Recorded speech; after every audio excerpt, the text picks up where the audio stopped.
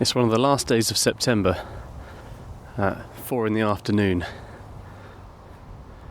and I've gone out to my usual dog walking spot, and I've just seen two absolutely magnificent kites, red kites, just swooping around in front of me. They're so close, I can see the features on the underside of them as they coming up and down on the thermals. My dog is decidedly quite nervous, although he's got nothing to worry about. They tried to pick him up with his fat carcass, they wouldn't get very far.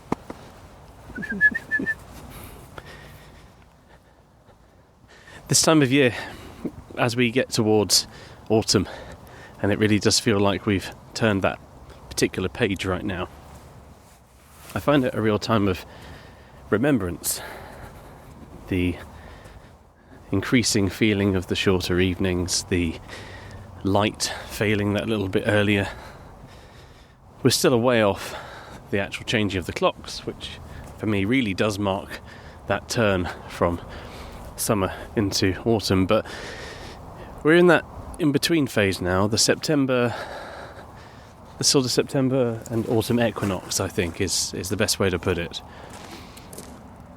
So I've not come anywhere particularly different today, just my usual spot.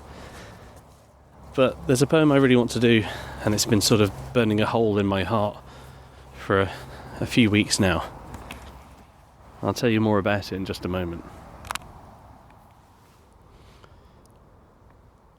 So yesterday was the 28th of September, and myself and a few assorted cronies decided to do a little remembrance thing for my dad.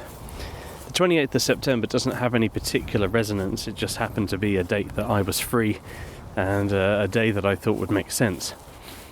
In terms of what we did, we took our bikes. I took my dad's old road bike, which was sat in the shed for quite some time after he passed. Got it done up and got him out on the road. We went out and about near Winchester, and what was lovely was the opportunity to actually spend a bit of time chatting with people that knew him, including his best friend that came all the way down from Preston to join in with us, and of course his best friend from down here, who really very much organised the whole thing. And we went on that route that they used to always do. It was often on a Sunday afternoon, and it was absolutely lovely. We couldn't have asked for better weather. It was nothing like today. Today is very cold and quite sort of autumnal feeling. Yesterday felt absolutely glorious. It was a bit of an Indian summer, really. And obviously the point of it was to take in all the sights that my dad used to do on his bike. He was a very keen cyclist, quite a slow cyclist, and enjoyed holding up traffic as best he could. And I wanted it to feel like it was something that we were doing not just in his memory, but also for us to get out there and celebrate his life. Like I said, September has no particular relevance. He passed away in the June of 2022, and his birthday was in the January, so September has no real meaning, although my mum's birthday is September, and being a teacher herself and me following in her footsteps, September does feel like the start of the new year, but also the end of the old one. It's can be quite a melancholy time of year, end of summer. It's often when my friends who are non-teachers get their bags packed and go off somewhere hot for a week or two, which I wish I could do, but you never know. Obviously, to talk about all of this today, and the fitting setting, is that it got me thinking about how we remember people when they're gone, how we think about, when people have passed, how do we remember, how is best to remember them. And doing something like we did yesterday felt very pure, felt very real, felt very, very good. And I said a few words in the pub afterwards to the people that had come along, both the cyclists and the supporters. And I didn't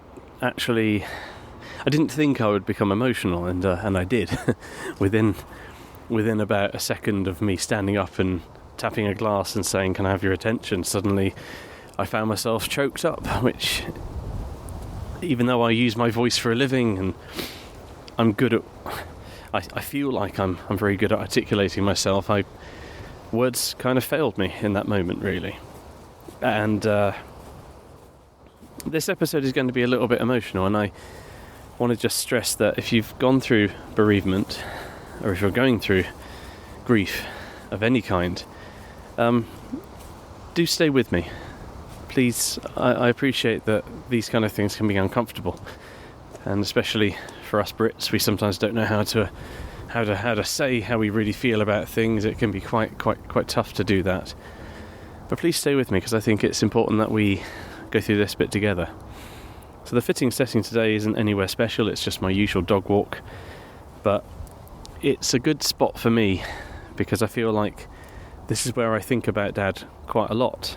And not just him, I think of others that have passed. And you're probably wondering what the poem is today. I've decided that the poem for today is going to be one of my all-time favourites, but one that I do struggle to get through, and I find quite affecting, and that is Christina Rossetti's Remember.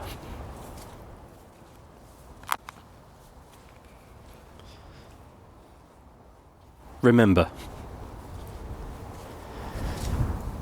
Remember me when I am gone away, gone far away into the silent land, when you can no more hold me by the hand, nor I half turn to go, yet turning stay.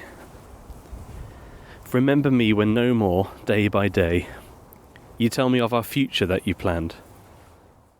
Only remember me, you understand. It will be late to counsel then, or pray. Yet, if you should forget me for a while, and afterwards remember, do not grieve. For if the darkness and corruption leave a vestige of the thoughts that once I had, better by far you should forget and smile, than that you should remember and be sad.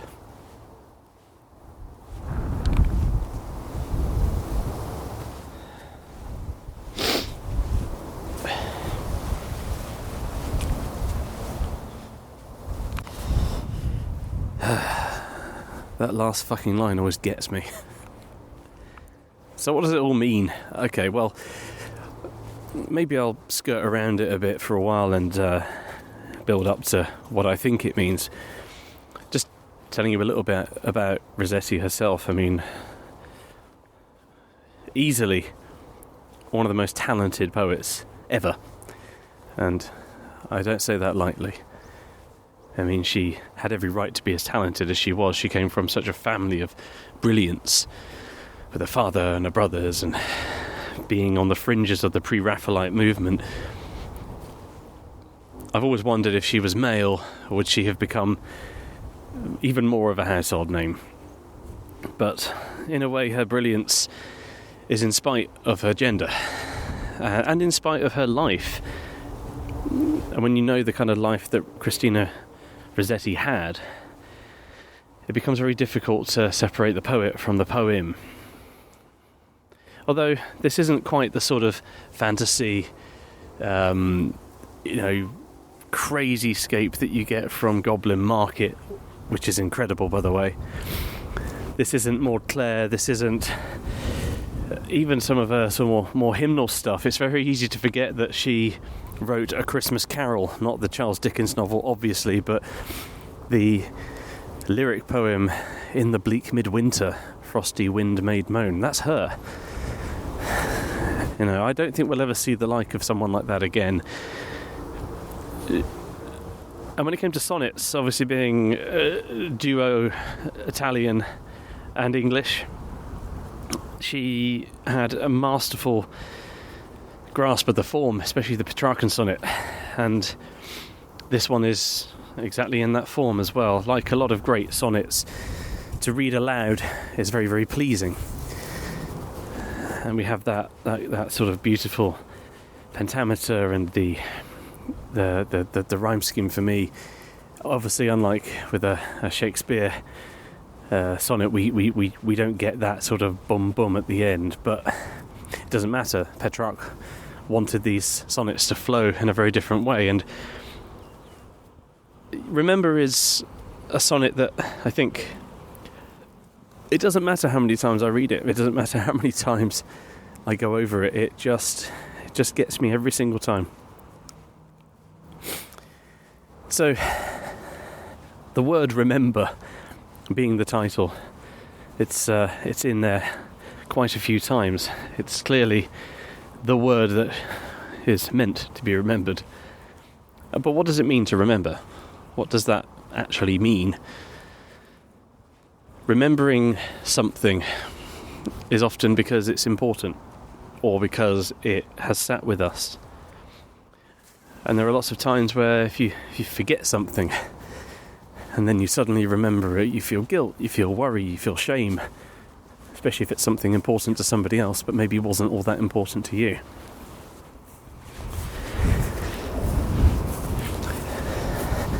And this opening line, remember me when I am gone away, gone far away into the silent land. The idea of the undiscovered country, as Shakespeare would have said, of death. The silent land, the place beyond the veil. We come up with all these euphemistic sort of names for a place that we will all go to, but we don't know what it looks like or how it is. And through art, through poetry, through music, through science, we try to understand it, we try to mitigate it, we try to get something tangible out of it, when for all of us it's still one of life's, if not life's greatest mystery.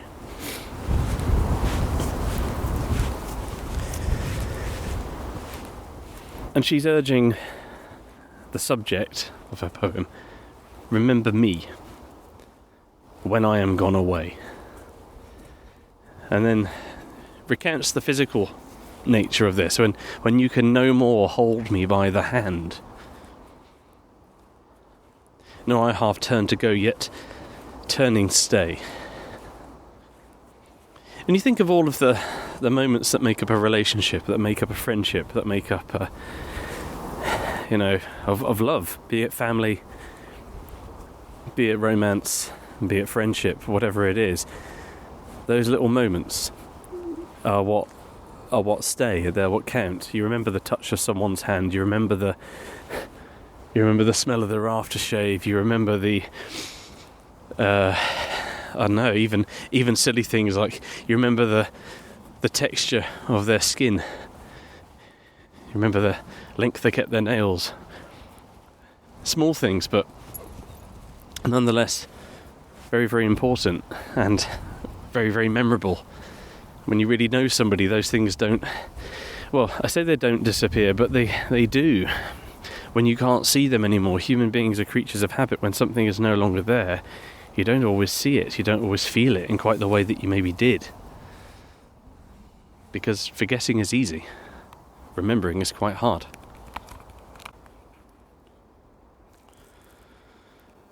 Remember me when no more day by day you tell me of the future that you planned. I'm always reminded of this with the lyrics of, I believe it's Beautiful Boy.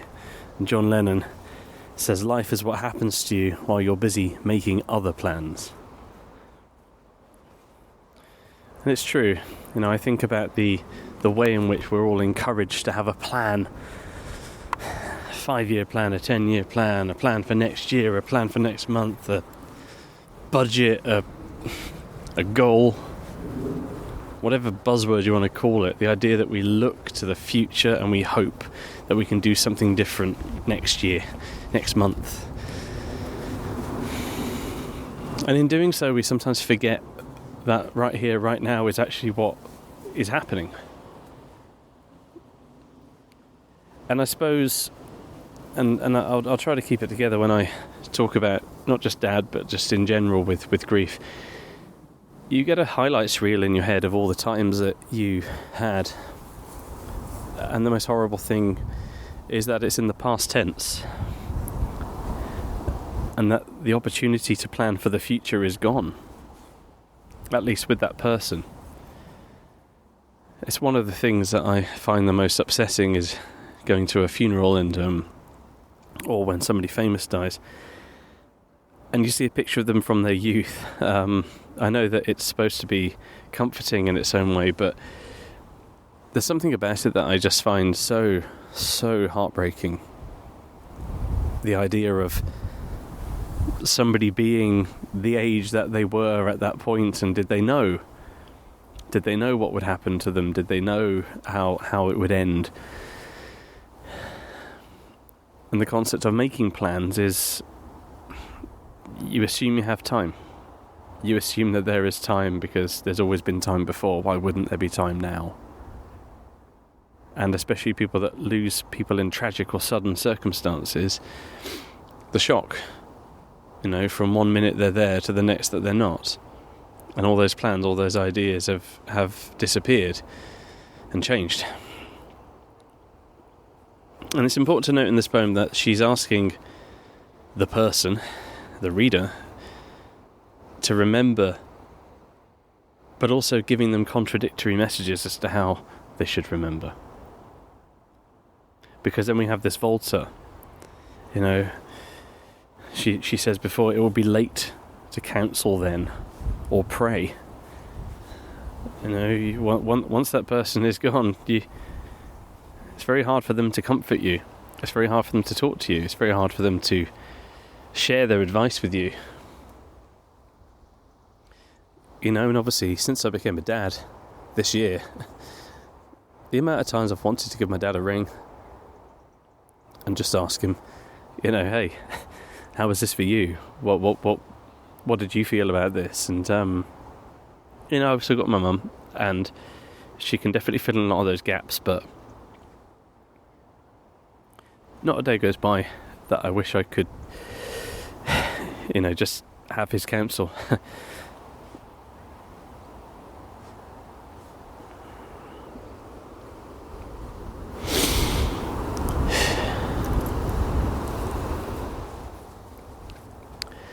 Then the Volta arrives in this sonnet, and the Volta, by the way, for those uninitiated, simply just means to turn.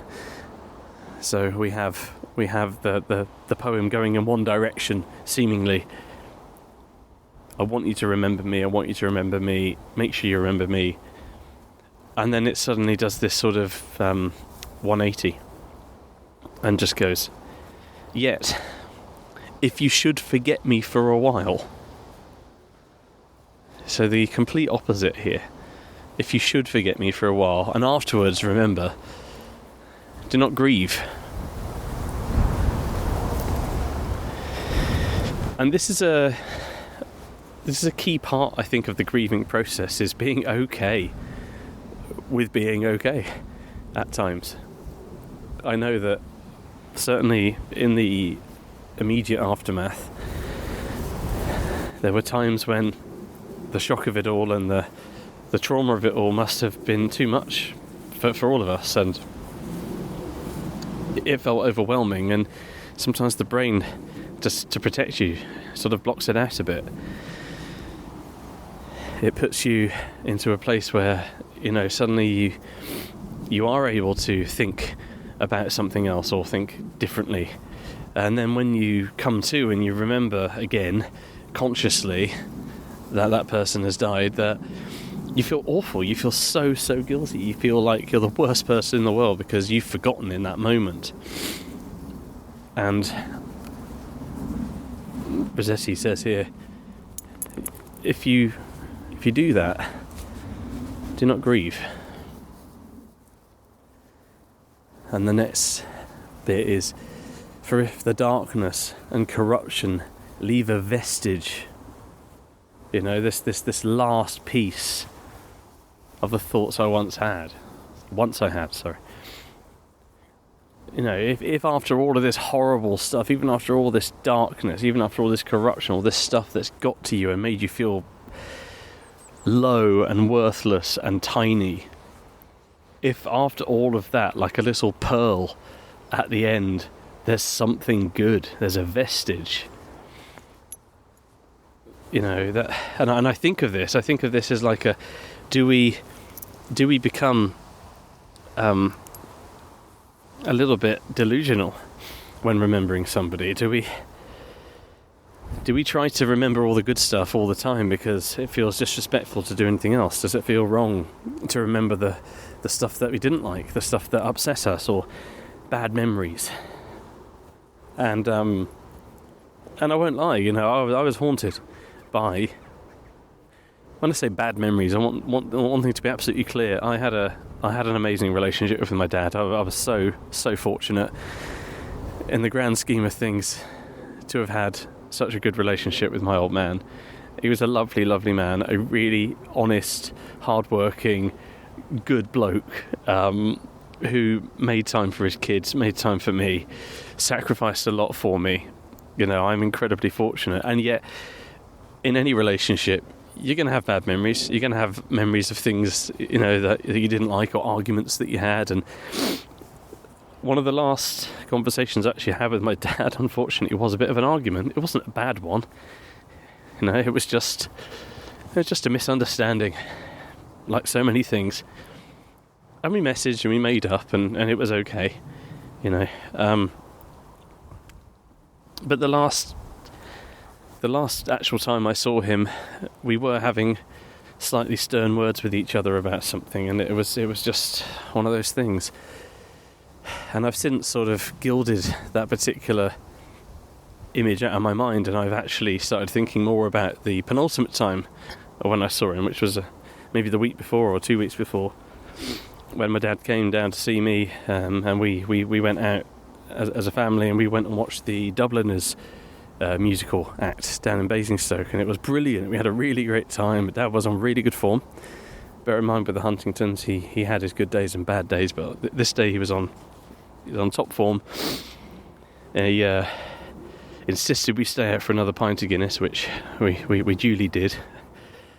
And I remember him just really having a great evening and really enjoying himself and really loving the music, and that's become, for me, the final memory that I have of Dad. I've sort of almost forced that to be the final memory, because I tell myself that's who he really was, and that's what he could be really like, and I prefer to think of that, because it then comes down to that final couple of lines, which it says it all. Better by far you should forget and smile than that you should remember and be sad.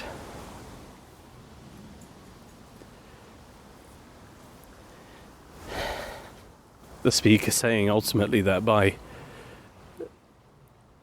forgetting, sometimes you are helping yourself, you're helping yourself move forward by forgetting every now and again.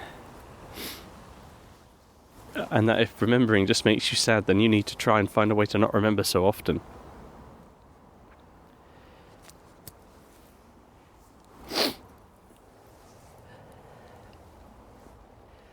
But that is grief.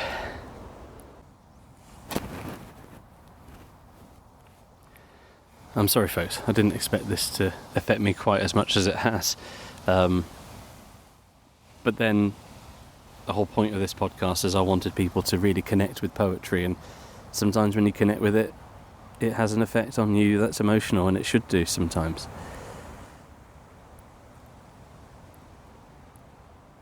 I think what I'm going to do is I'm going to continue remembering my dad and anyone else out there who has passed on.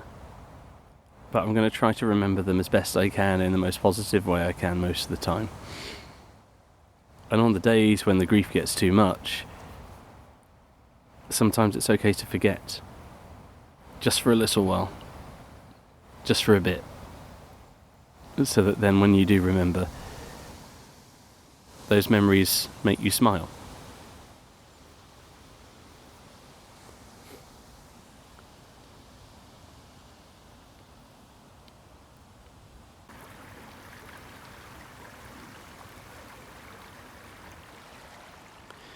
I didn't want to leave things on a down note despite how I was feeling earlier on. So, just a nice little snapshot here. I'm sat outside my local pub while it's still, just about warm enough to be able to do that. And it's very lovely because it literally is situated right on the edge of a small river, which you can hear in the background. Got myself a pint of landlord, listening to the water, the dog's having a chew. And I think sometimes this is the nicest way to remember somebody. I remember the kind of thing that my dad would sort of enjoy on a Sunday afternoon.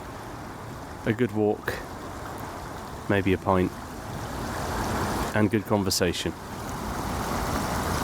I hope that this episode has been something of that nature. Take care, and remember your loved ones.